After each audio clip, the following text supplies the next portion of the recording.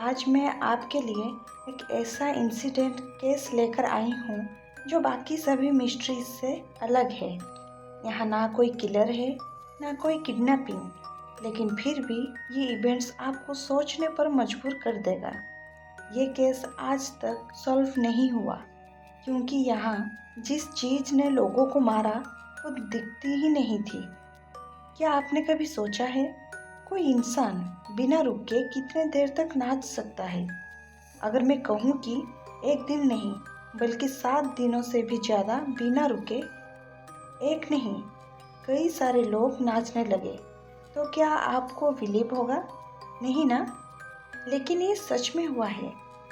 तो चलो शुरू करते हैं आज की रियल हिस्ट्री इवेंट की एक अनोखी और रहस्यमयी केस। जुलाई 1518 फ्रांस के स्टारबर्ग में फ्राउ ट्रोफिया नाम की एक महिला और उसकी बेटी फ्रेलिन एमा ने एक गली में बेकाबू और जोश से नाचना शुरू कर दिया। वो दोनों नाच रहे थे, वो भी बिना म्यूजिक के और बिना कुछ कारण के।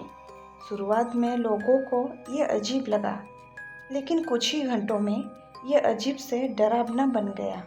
वो दोनों बिना रुके नॉन स्टॉप नाच रहे थे। इसके बाद और भी शॉकिंग बात है कि ट्रोफिया और उसकी बेटी ने एक दिन नहीं बल्कि 7 दिनों तक लगातार नाचते रहे।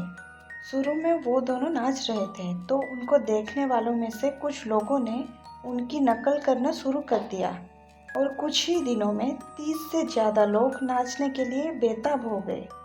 कुछ तो इतने जुनून थे कि डांस से केवल मौत ही उनको रोक सकती थी।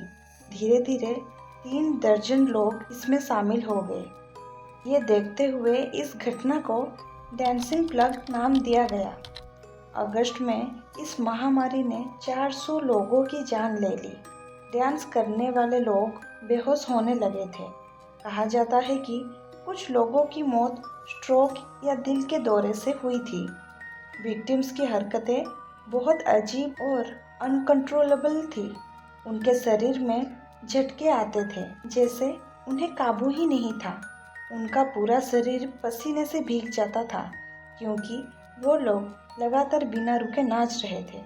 कुछ लोगों ने बताया कि उनकी आंखें खाली और इमोशनलेस दिखती थी। उनके सूजे हुए पैरों में खून जमा हो जाता था और आखिर में उनके जूतों में से खून बहने लगता था। अक्सर जो लोग इस अजीब बीमारी में थे वो सब मदद के लिए चिल्लाते भी थे। अगर उनकी मौत हार्ट अटैक से नहीं होती थी तो वो सब थकान, भूख और प्यास से मर जाते थे। इस घटना के सबसे बुरे समय में एक दिन में लगभग 15 लोगों की मौत हो रही थी, लेकिन आज तक ये पता नहीं चल पाया कि कुल कितने लोगों की जान गई थी। सबसे बड़ी बात ये थी कि किसी को भी ये नहीं पता था ये सब क्यों हो रहा है, इसीलिए इसका इलाज कैसे किया जाए ये भी कोई नहीं समझ पाया।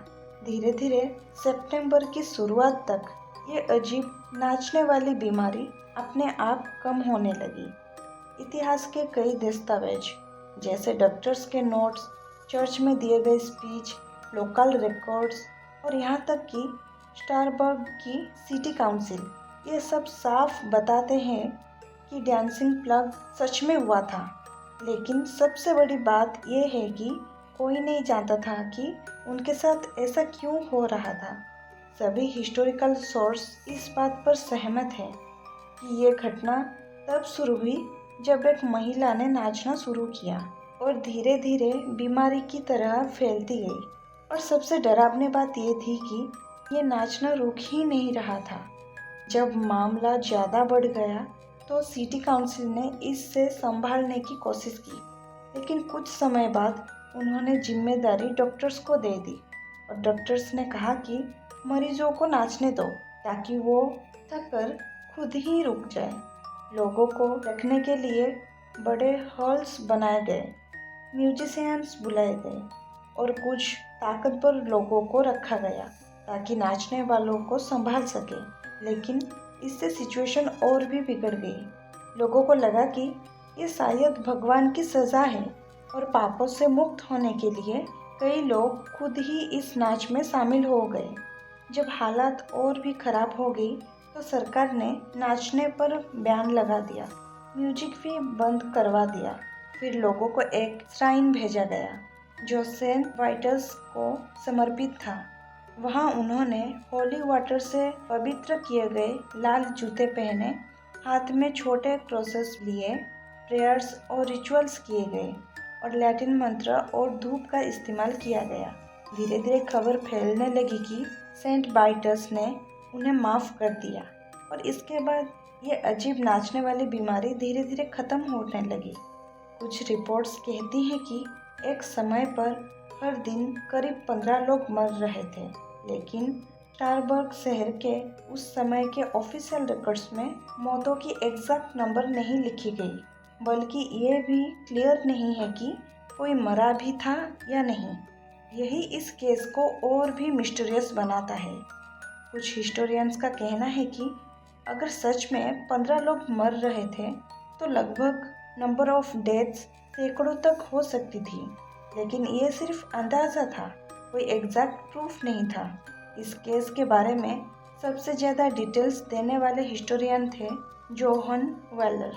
उन्होंने इस टॉपिक पर कई रिसर्च आर्टिकल्स लिखे और एक किताब भी लिखी, लेकिन उनके जो सोर्स थे वो मोस्टली बाद में लिखे गए अकाउंट्स पर बेस्ड है।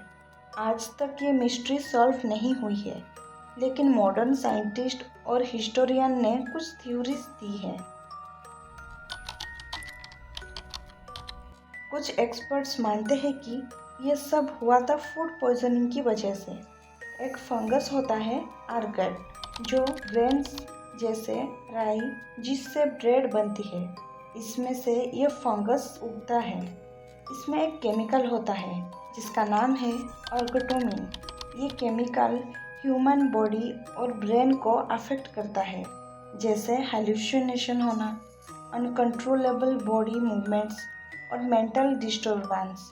इंटरेस्टिंग बात यह है कि ये केमिकल बाद में LSD, ये एक ड्रग्स है जो इस केमिकल को यूज़ करके बनाया जाता है। हिस्टोरियन जॉन इस थ्योरी को पूरी तरह सही नहीं मानते, क्योंकि पॉइजन होने के बाद लोग इतने दिनों तक नाच नहीं सकते, इतने सारे लोग सेम रिएक्शन नहीं दे सकते, और ये एक्सप्लेन नहीं करता कि ये केस खास तौर पर राइन और मोसेल रिवर्स के आसपास ही क्यों हुए। यानी ये थ्योरी पॉसिबल है, लेकिन परफेक्ट एक्सप्लेनेशन नहीं देती। सबसे ज़्यादा एक्सेप्टेड थ्योरी है मास साइकोजेनिक इलनेस, जब बहुत सारे लोग एक साथ बिना किसी फिजिकल रीज़न के सेम स्ट्रेंज बिहेवियर दिखाने लगते हैं और ये बिहेवियर तेज़ी से दूसरों में फैलता है। 1518 में भूखमरी, बीमारियां, गरीबी, डर और अंधविश्वास जैसे चीज़ों पर लोग जूझ रहे थे। लोग ऑलरेडी मेंटली बहुत स्ट्रेस थे। जॉन के अनुसार ये एक स्ट्रेस इंड्यूस साइकोसिस था, यानी एक्सट्रीम स्ट्रेस ने लोगों के माइंड को इतना अफेक्ट किया कि उनका बॉडी कंट्रोल खो बैठा और वो नाचने लगे बिना रुके। इस कंडीशन में इंसानी शरीर खुद ब खुद मूव करती है, रैंडम जर्क्स आते हैं। मिडिल एजेस में इसे कहा जाता था सेंट वाइटस डांस या फिर डांसिंग मानिया। फूड पॉइजनिंग थ्योरी पॉसिबल तो है, लेकिन वीक थ्योरी है, और अगर मास हाइटेरिया को देखें तो सबसे स्ट्रॉन्ग एक्सप्लेनेशन होता है, यानी शायद ये किसी पॉइजन की वजह से नहीं, बल्कि इंसान के अपने दिमाग की वजह से हुआ था।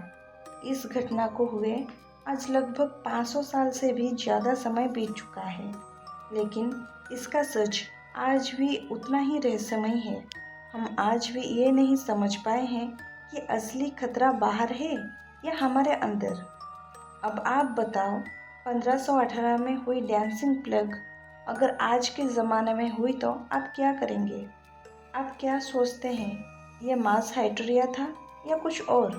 अपनी राय कमेंट में ज़रूर बताएं, और आज की मेरी वीडियो पसंद आई तो लाइक करके चैनल को सब्सक्राइब करें। फिर मिलेंगे और एक unique and real mystery cases के साथ। हमारे चैनल केवल कहानी नहीं बल्कि सच के पीछे छिपा सन्नाटे को दिखाते हैं।